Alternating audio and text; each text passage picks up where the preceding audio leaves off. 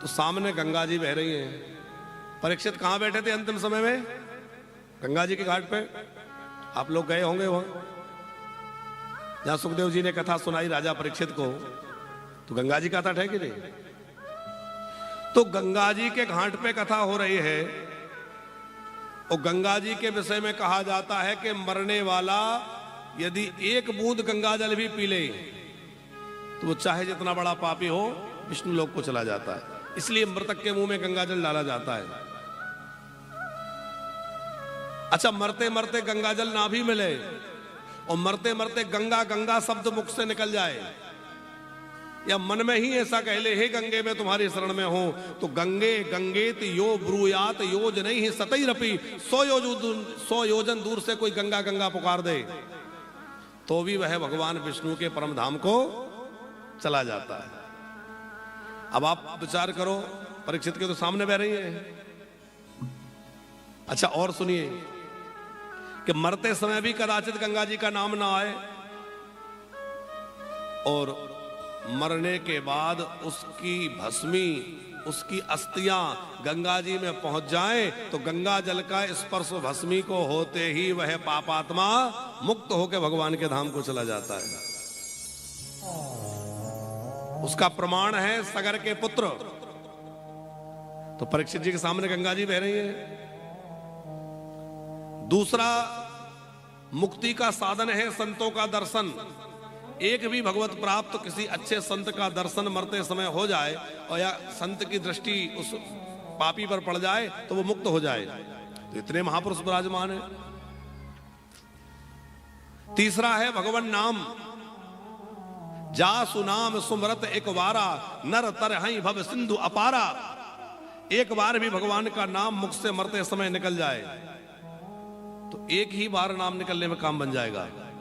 नाम की इतनी महिमा है कि एक बार भी मुख से भगवान नाम निकल जाए तो भी काम हो जाएगा। तो निरंतर परीक्षित भगवान नाम जप रहे हैं। तो गंगा जी सामने हैं, संतों का दर्शन हो रहा है, भगवान नाम मुख में है। और चौथा मुक्ति का साधन क्या है? भगवान प्रहलाद जी से कह रहे हैं, बेटा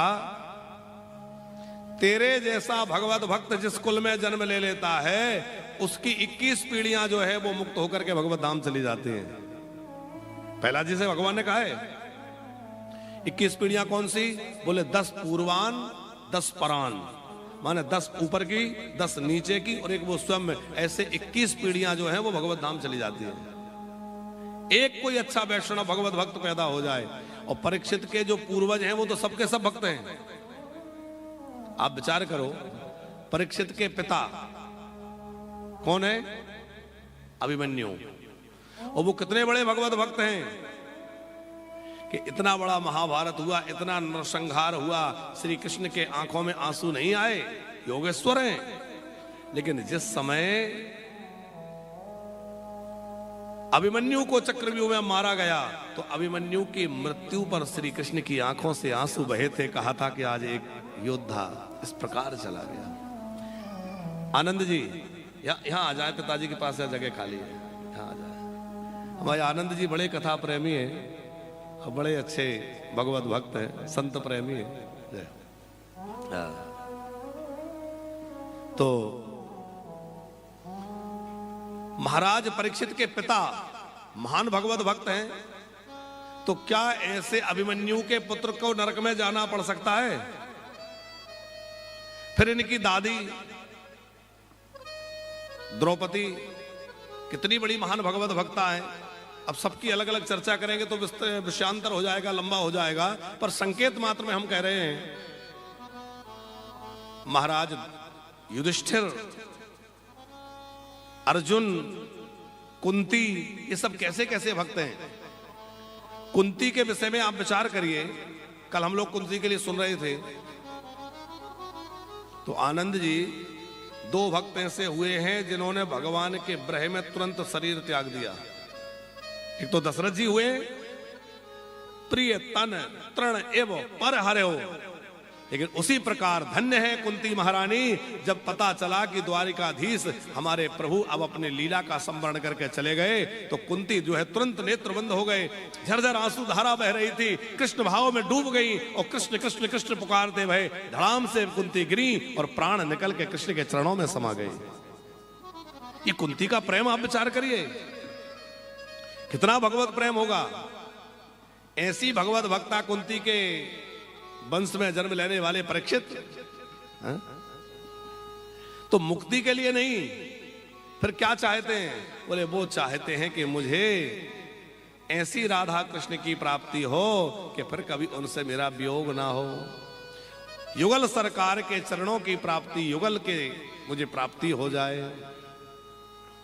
अब आप कहेंगे मुक्ति में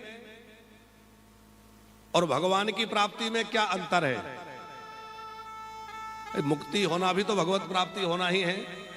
5 प्रकार की जो मुक्ति कही गई है उसमें भी भगवान की ही प्राप्ति है, लेकिन उसमें सेवा का सुख नहीं है गुप्ता जी। जैसे सायुज्य मुक्ति, सारूप्य मुक्ति, साष्टी मुक्ति, 5 प्रकार की मुक्ति है। तो सायुज्य क्या है? बोले भगवान में समा जाना सायुज्य मुक्ति है। जीवात्मा भगवान में ही समाहित हो जाए। अब जैसे सागर में बूंद समा जाए तो वो बूंद जो है वो बूंद नहीं रही, सागर बन गई। तो उसी प्रकार जीवात्मा जब परमात्मा में समा जाएगा तो फिर उसको अलग से सेवा की अनुभूति कैसे हो, सुख कहां से मिले? वो तो भगवान में समा गया। उसी प्रकार सालोक्य की प्राप्ति, तो भगवान जैसा लोक प्राप्त हो जाए, तो भगवान जैसा ऐश्वर्य मिल गया, भगवान जैसा लोक मिल गया, वो तो ठीक है, लेकिन भगवान की सेवा का सुख नहीं मिला। अरे इतना बड़ा ऐश्वर्य भक्त कहता है मुझे नहीं चाहिए, मुझे तो सेवा चाहिए। तो ना सालोक्य चाहिए ना साष्टी। साष्टी मतलब होता है भगवान जैसा ऐश्वर्य, सालोक्य मतलब भगवान जैसा लोक। एक है सामीप्य। सामीप्य का मतलब है भगवान के समीप में रहना। तो समीप तो रहेंगे, लेकिन वहां भी सेवा का वैसा सुख नहीं मिलेगा जैसा भक्त चाहता है। सारूप में तो भगवान का रूप ही प्राप्त हो जाएगा, तो रूप भगवान जैसा बन गया तो भगवान की सेवा कहां होगी? इसलिए हमारे भरतलाल जी क्या कहते हैं कि अर्थे न धर्म न काम रुचि, गति न चाहो निर्वाण, जन्म जन्म रति राम पद यह वरदान ना। मुझे गति, निर्वाण गति नहीं चाहिए, मैं तो भगवत भक्ति चाहता हूं, भगवान के चरण कमल चाहता हूं। तो उसी प्रकार परीक्षित का भाव है कि मुझे तो भगवान के चरणों की सेवा मिले। लेकिन क्या कह रहे हैं? सर्वात्मा म्रियमाणश्च कृत्यम शुद्धम च तत्रामृतताभियुक्ता। मरने वाले को ऐसा क्या करना चाहिए जिससे उसे भगवान की प्राप्ति हो जाए? अब बताने में सब लोग सक्षम थे, समर्थ थे, लेकिन सब मौन थे, क्योंकि आज सब श्रोता बन के बैठे हैं। अच्छा, बोलने में जितना आनंद है उससे कई गुना अधिक सुनने में आनंद है। सुनने का सुख बोलने से अधिक है।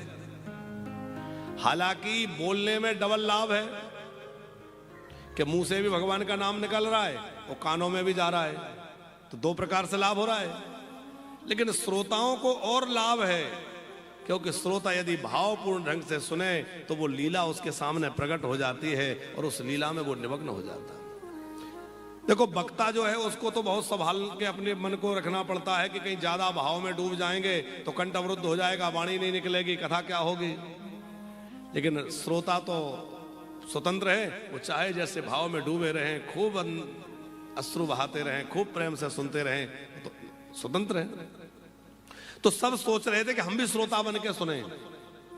उसी समय वहां परमहंस चक्र चूड़ामणि श्री सुखदेव जी महाराज आए, और श्री सुखदेव जी का जब आगमन हुआ तो सब सभा उठकर खड़ी हो गई। सबने सुखदेव जी का वंदन किया, सबने उनका स्वागत किया, परीक्षित ने उनका पूजन किया, आसन प्रदान किया और प्रश्न किया, अतः प्रक्षामि संसिद्धिं योगिनां परमं गुरुं पुरुषस्य यत् कार्यं म्रियमाणश्च सर्वथा अतः प्रक्षामि संसिद्धिम। हे योगियों के परम गुरु, आप कृपा करके यह बतलाइए कि मरने वाले को क्या करना चाहिए। मरणासन्न व्यक्ति ऐसा क्या करे जिससे उसको भगवत प्राप्ति हो जाए। मरणासन्न व्यक्ति ऐसा क्या करे जिससे उसके आने जाने का चक्र छूट जाए। मरणासन्न व्यक्ति ऐसा क्या करे जिससे उसके पापों से छूट के वो भगवत धाम की, भगवान की प्राप्ति कर सके।